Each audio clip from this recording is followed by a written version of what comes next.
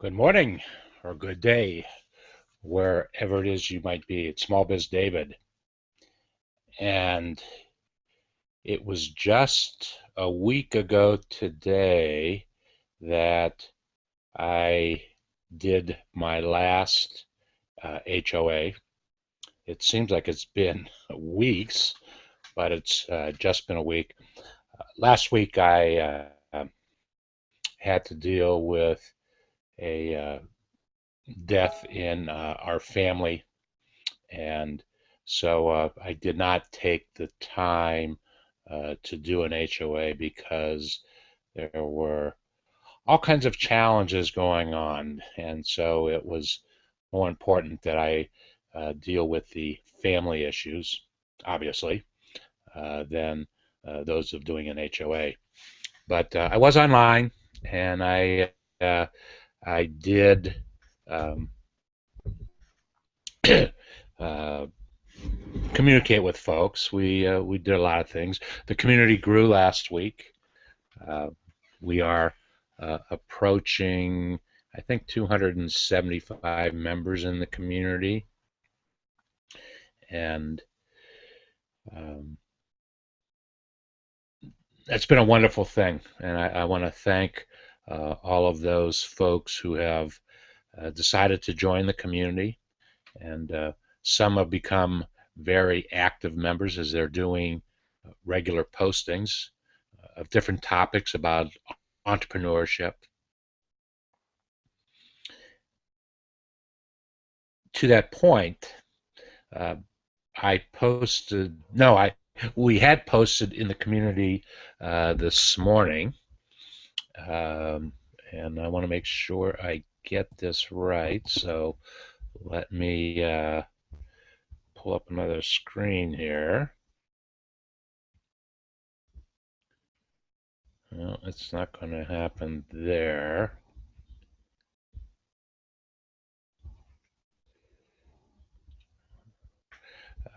There was an individual who actually lives in Taiwan, as a matter of fact, and his name is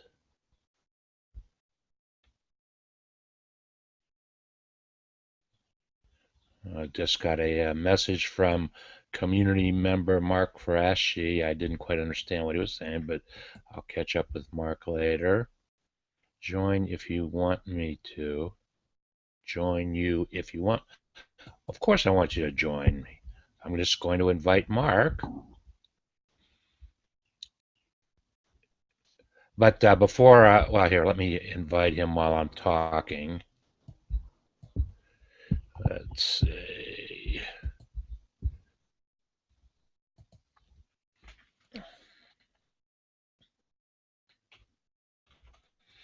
Mark has been a very active member of the community.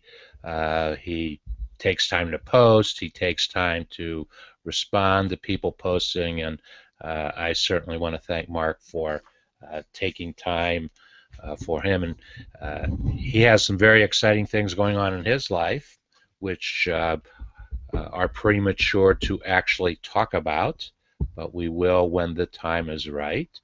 But a gentleman by the name of, now what did I do here? Let me bring this back up.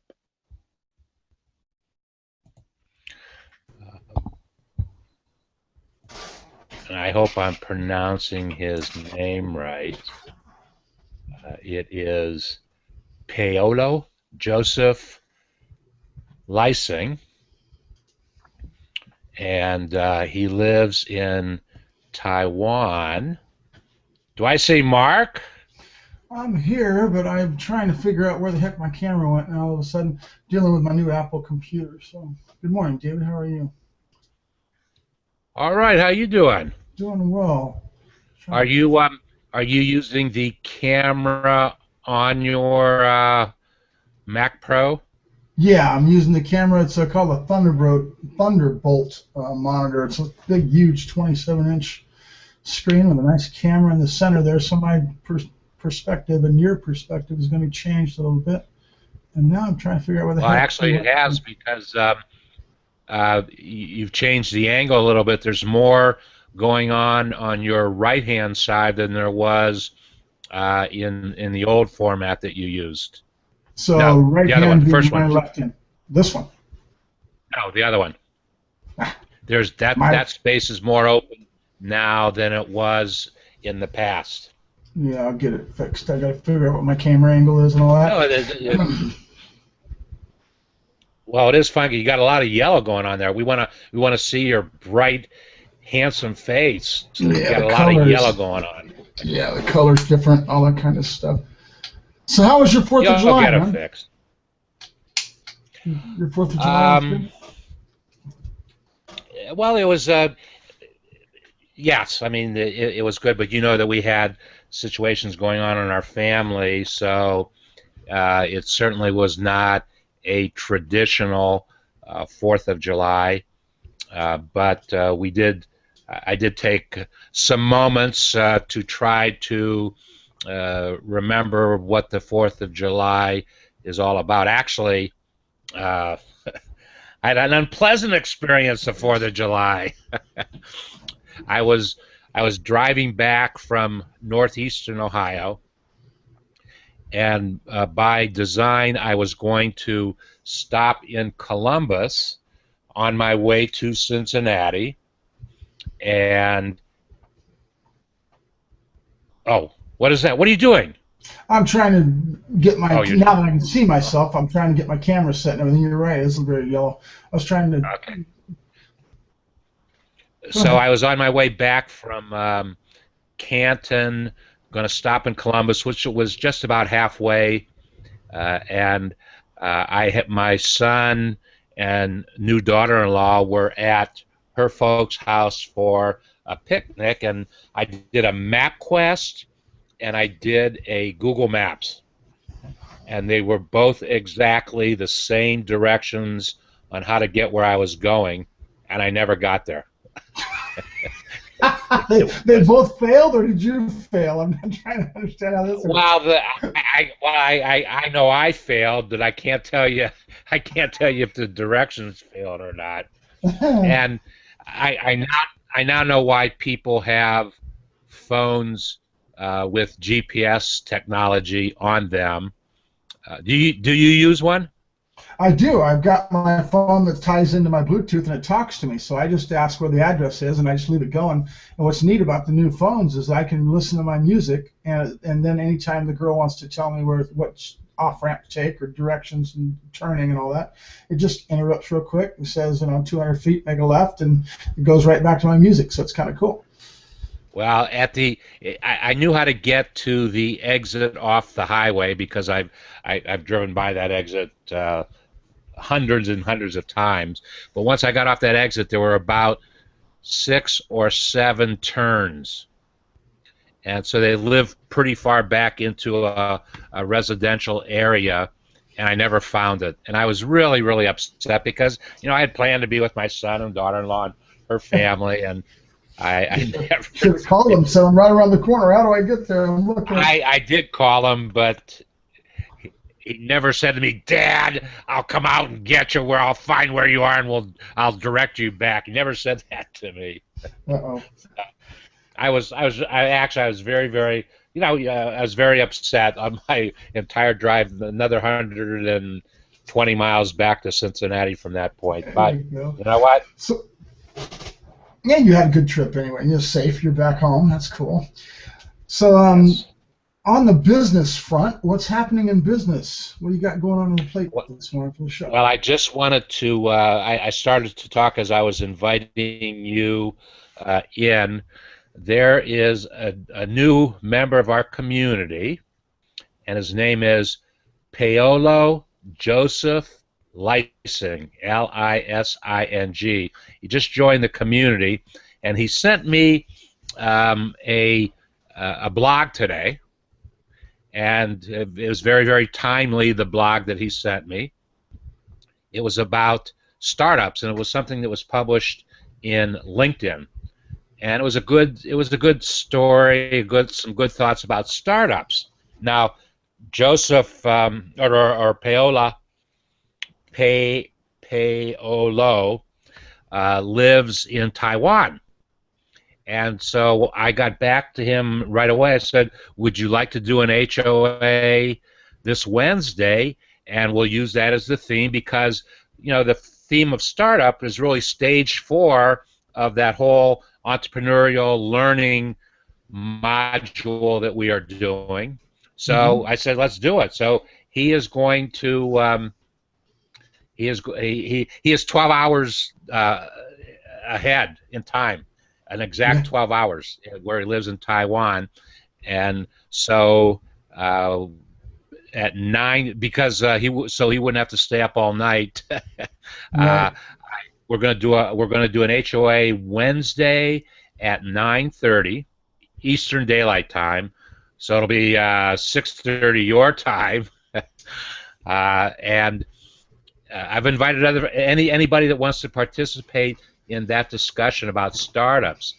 Interesting enough, I mean, it was supposed to happen that way because just this morning, the most famous of all of our community members is a woman by the name of Barbara Weltman, and Barbara has been a friend of mine for 6, 7, 8 years, and she is recognized as the #1 small business tax expert in this country. And she's written a book. That book up on top. This is the 16th year that she's written that book. She updates it every year about What's the small title? business taxes. She's been a great supporter of mine. She just this morning posted some brief tips about startups, things you need to think about from a tax business financial perspective. So I put those out into the event stream. How we're supposed to be doing this because here I am. He sent me an article. I said, let's talk about it because it fits one of our modules, one of our educational modules. Let's talk about it. 5 minutes after I created the event, Barbara posts this video. It's a very somebody spent a lot of money producing it. She did it with a sponsorship of the Hartford insurance company, and it was supposed to happen that way. Mark, you know how that works. You and I have talked about it. It's interesting because right now I'm kind of going through the whole startup issues of things that you've got to deal with, which is books and bookkeeping. And I found this, I've got a new computer, so we're dealing with an Apple platform versus PC platform. And so I'm looking for a good software program to handle my bookkeeping. Google BarbaraWeltman.com, and Barbara recommends software all the time. Matter of fact, we just every tax season we talk about it. But if you Google Barbara Weltman, go to her website, sign up for her daily business tip. I mean, I've been reading her business tips for 8 years, and 99% of the time, if not higher, Mark, I get some information that is absolutely pertinent and helpful to me. Right. I ended up getting Quicken, and I wasn't too impressed with it. I want a page layout where I've got, the old. You remember the old Red Book? You used to go down to the stationery store and you used to look in, find things, and there was something called the Red Book, and the Red Book had the intro of the Red Book told you exactly how to do all your different filings in different sections and how it all interrelates. So if you needed something, you just go back. Okay, I remember now. And because I'm not an expert in any of this, you got to do the books. You got to put the money into the graph. But the cloud stuff to me is really. I don't know. I don't like where it's going, but that's all right. I'll figure it out. Maybe Barbara has some strong recommendations about software, and so at least go and see what she has to say and see if it makes any sense to you. But she's the #1 expert on small business taxes, right. and it's a lot of fun to have Barbara. And let's see, I did an HOA with her. I believe it was in October. She had 4 books that were being released in the month of October. She's an animal. An animal. Wow, I've never ever heard of anybody releasing 4 books in one month. She's probably been working on them all together for a long time, and it just kind of fell that way. And they're totally different. One was small business taxes, which she does prior to. It comes out in about November of every year. Then she did this year. She did a new thing, Guide to Self-Employment, and she autographed a copy of it and sent it to me. Very cool. She also did. It was the first time she's gotten away from talking about taxes and business, and she did a book called Smooth Failing. That's entrepreneurial for sure. In the original book, she tells 11 stories or 12 stories, I don't remember, 11 or 12 stories about entrepreneurs who had a big business venture and it, quote, failed. You know my thoughts about the use of the word failure. So part of the concept was that each couple months or whatever, she would add a new chapter to the book. And anybody who bought the book would automatically get that new chapter. It was a new kind of concept. Right. I think a new concept for Amazon. Certainly a new concept for Barbara. And then I'm trying to think of what the 4th book was. I do not remember what the 4th. You need to go over and see her website. It's Barbara Weltman. But every day she sends out a business tip of the day, which for somebody like me who distributes small business information, that's what I do. Mm-hmm. She gives me great leads for what I should be looking at. The first day of every month, she also distributes a newsletter, her newsletter, and it gives 4 major thought ideas, and it's all over the board what kind it is. And I think also too she reviews a book on the 1st of every month, a business book on the 1st of every month. Cool. So it's highly recommended. Highly recommended. You will not go wrong in signing up for any of her stuff, because you will learn something new every day.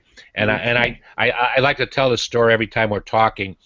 My favorite way to read her small business taxes book is to just open it up and read, and I learn something new almost more than 99% of the time on just opening it up to any page. Now, if you have a specific question in mind, obviously you can go to the index and find out where that particular idea is discussed, or you can go to our table of contents and read it that way. But I love just to open a book up and learn something new every time I open it up. Very cool.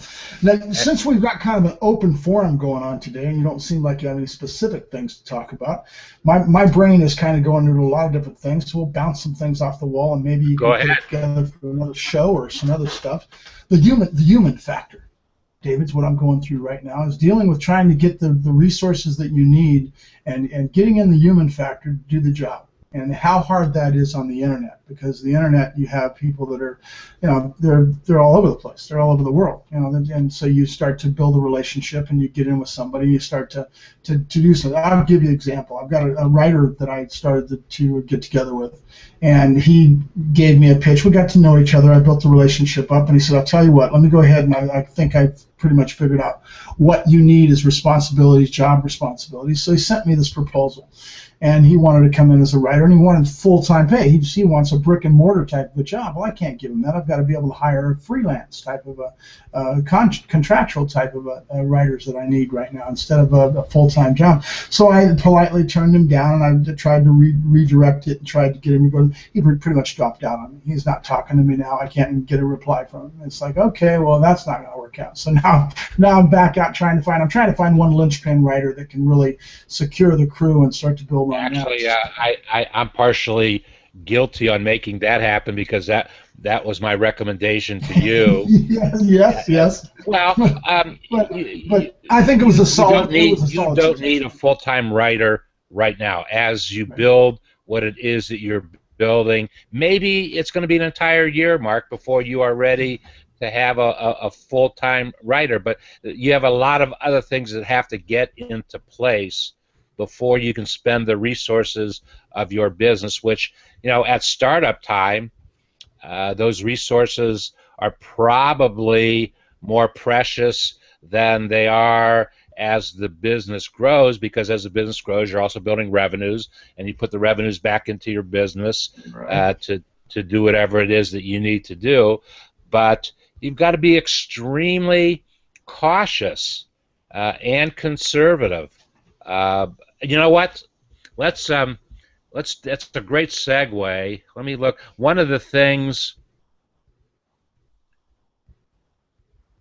I had three stories that I wanted to share, and one of them happens to talk about quote failure, and I don't like the word failure. But let me share this story. It's from Entrepreneur Magazine, and a fellow by the name of Dan Pickett is the author, and the title is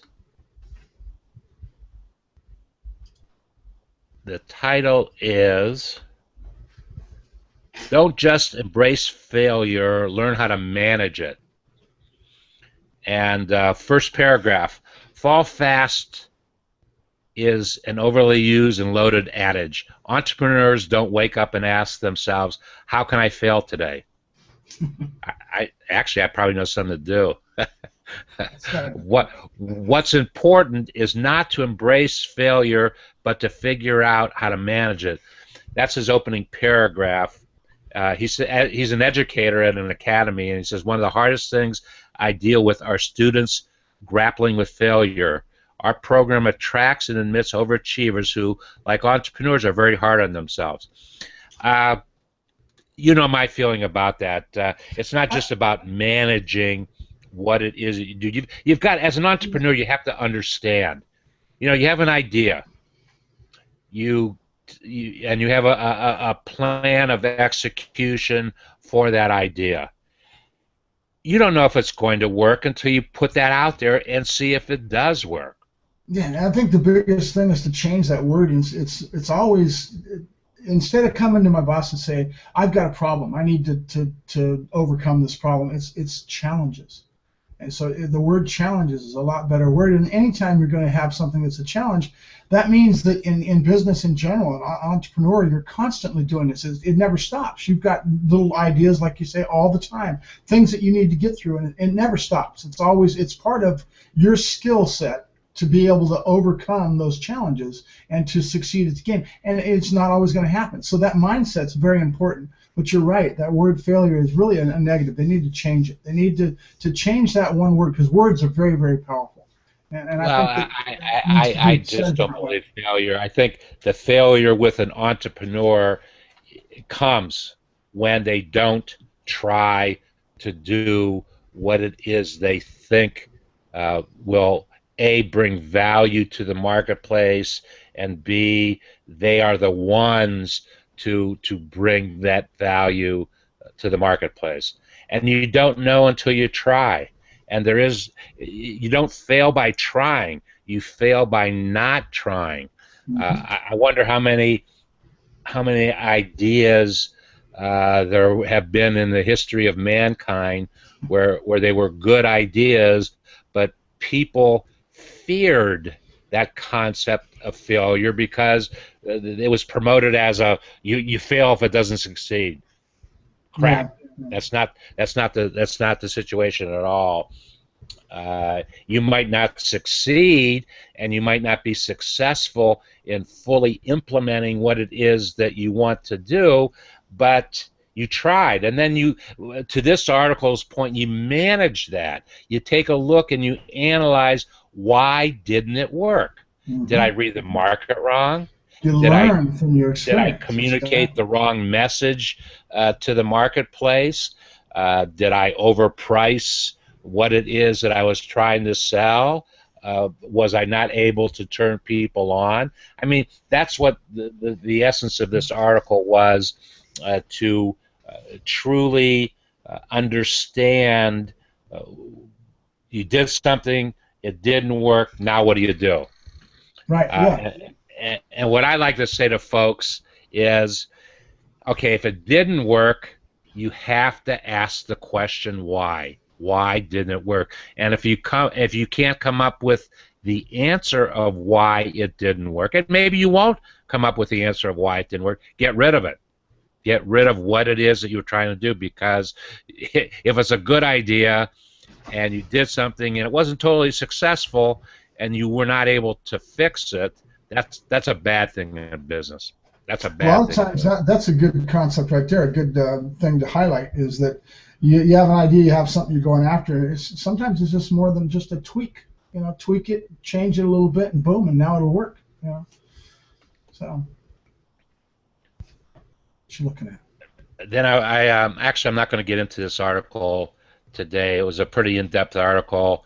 It's from the Wall Street Journal, and it talks about what this dive bar can teach startups about, in parentheses, not marketing.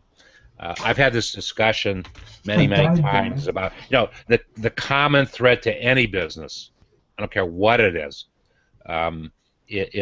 the ability to market what it is that business does.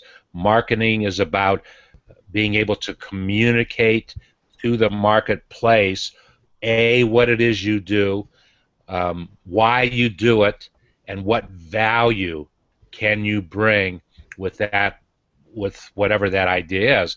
And business is about marketing.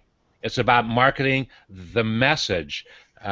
People, when we start a business, we think we are bringing we think we are bringing value to the marketplace. But if we can't communicate what it is that we're doing, we're not going to be able to do it, number one. But as important, when we have something that we're selling and we want to generate revenue, I mean, that's what business is. Business is the generation of revenue for your business ideas.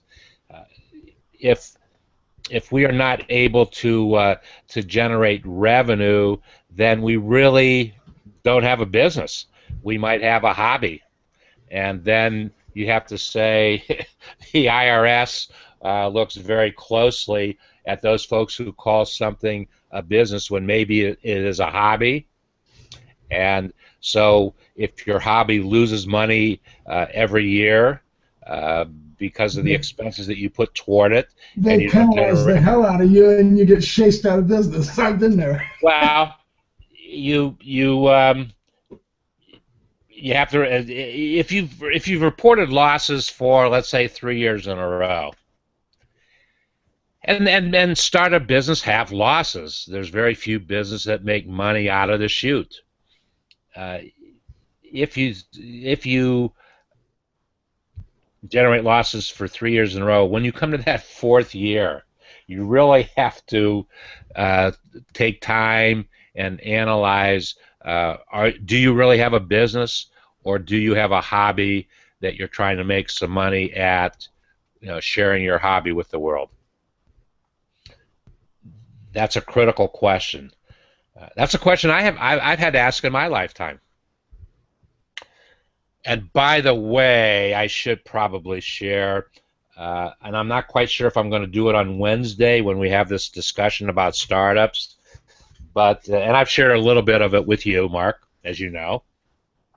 I have a new business idea, and in and of itself, it's new because I've never done it before, but it actually is an extension of what I am doing today.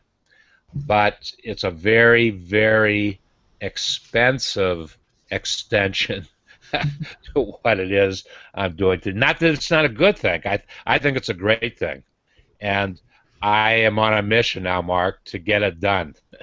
I don't know how long it'll take me to get it done, but I'm going to get it done.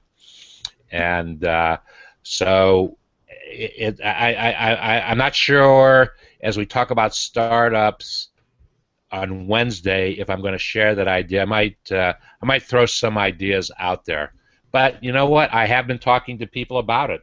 It was something that was burning inside of me, and I've sent 3 different emails to folks, so I'm now going to be pursuing 3 discussions with different folks about that was idea. Your email. You were telling me about it the other morning. You were going to let me see it. You didn't send it to me. I have to see it. Okay, I'm going to share it. What the hell? What the heck? I have everything to gain and nothing to lose.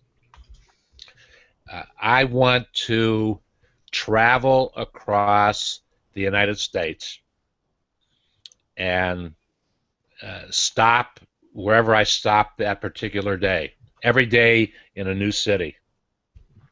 And I want to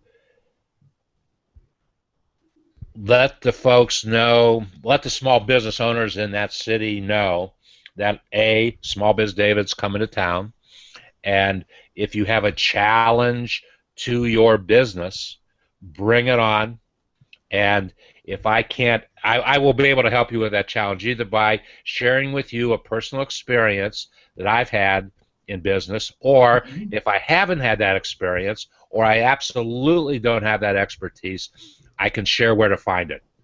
I know. I think that would work real well. You could set up these hangouts anywhere and actually pull in Chamber of Commerce, talk to the town, give them some promo. I mean, I think you're onto something, sir. I like this. Well, I know I'm onto something. It's just you are.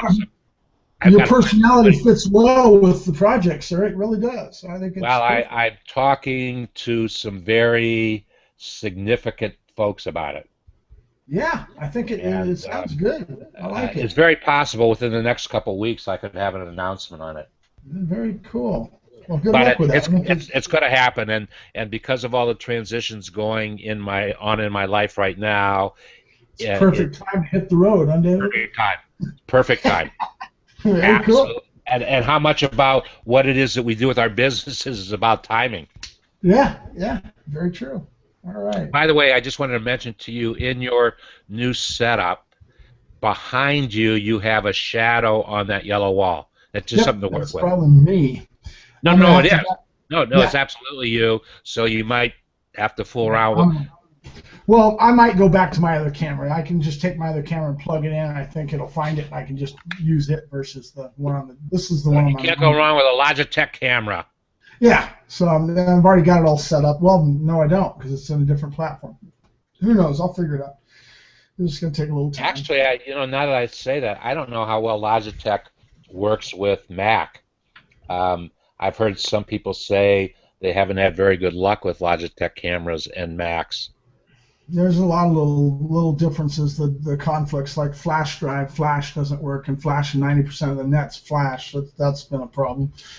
But we're getting around it. It's got a lot of positives, so let's figure it out. Okay, so that's my idea, and I've got 2 feelers out there right now, very, very significant folks. One is a close friend who knows me, and will certainly be able to give me some direction on it. The other one is a foundation that knows of me. They don't necessarily know me personally, but they know some of the things I've done, and they definitely have the ability to finance what it is that I want to do. I mean, that's what they do. That's what they do.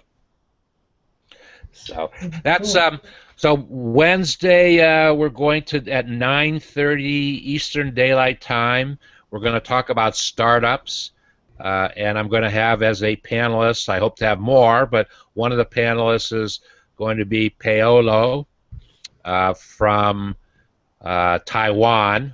You know, I started to say, but I didn't complete my thought.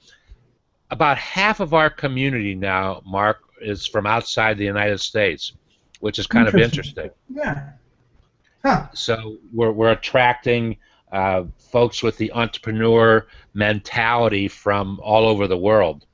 And of course, I'm not able to offer. I can offer ideas and thoughts about entrepreneurship in general, but I certainly don't know the cultures of all the different countries around the world. But I'll learn them. People will teach me.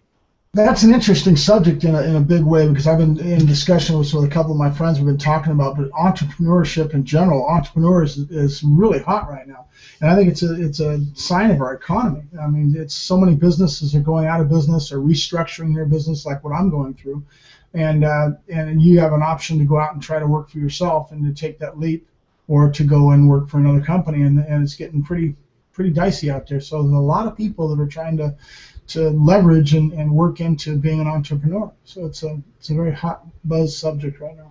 I'm gonna post another article today that I found very fascinating. It's from the New Yorker magazine, and the question is, where do eureka moments come from?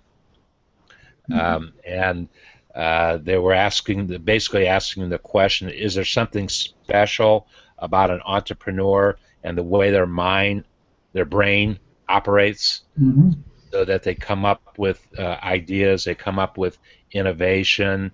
Is that something unique to an entrepreneur?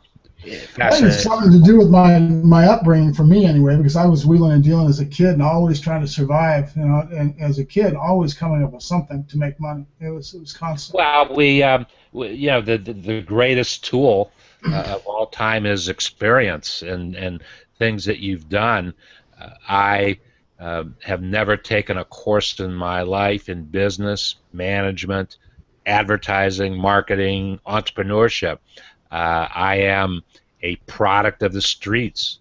I learned by doing. Exactly. My customers have been my greatest teachers over the years. Yep, very true. So. And now we've got the internet, so it's an amazing thing, because you've got resources and knowledge. It's amazing. Yes, we have too much information. Now the challenge is not the information. The challenge is what information is good information, what information is bad information. True. That's the real challenge today. Okay, well, we're going to end this episode. I wanted to share with folks what's been happening with me for the last week and why you have not seen me on an HOA. But we're getting back into it because we love the tool, we love the technology.